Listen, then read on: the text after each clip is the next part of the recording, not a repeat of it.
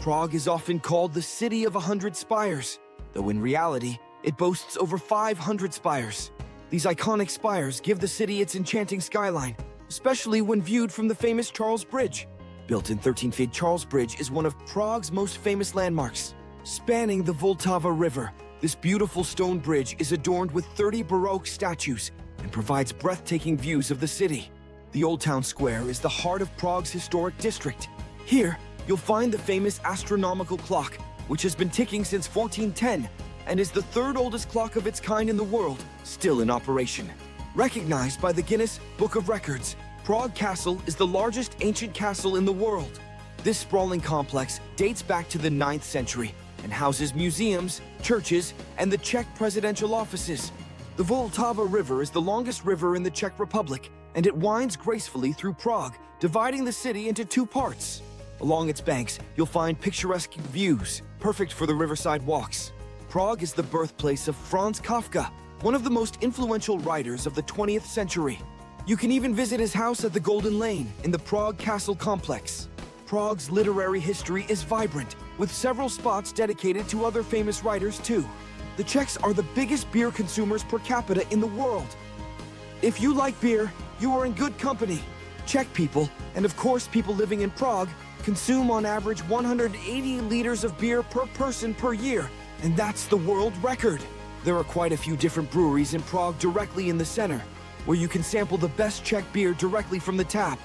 You can learn more about beer brewing by visiting Staropremen Brewery in Smíchov, and also just pop in to taste the beer in a retro-styled beer pub.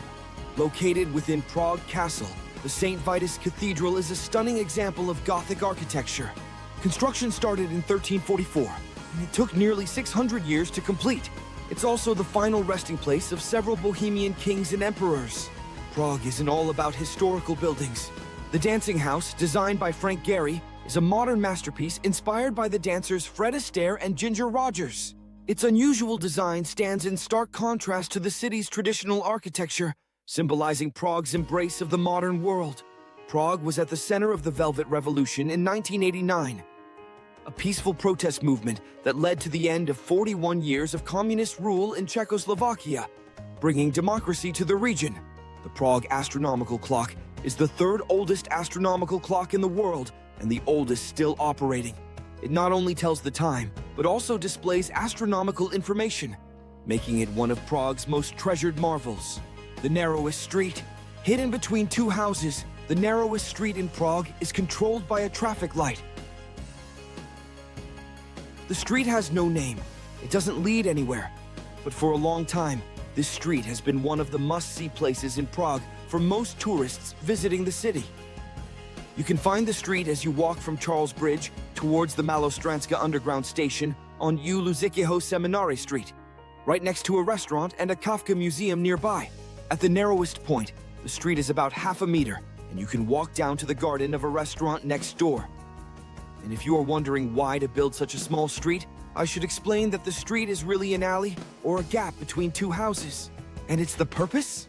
It is the last surviving fire escape route in Lessertown, which was required by the town council to help to prevent the spread of flames in a case of fire.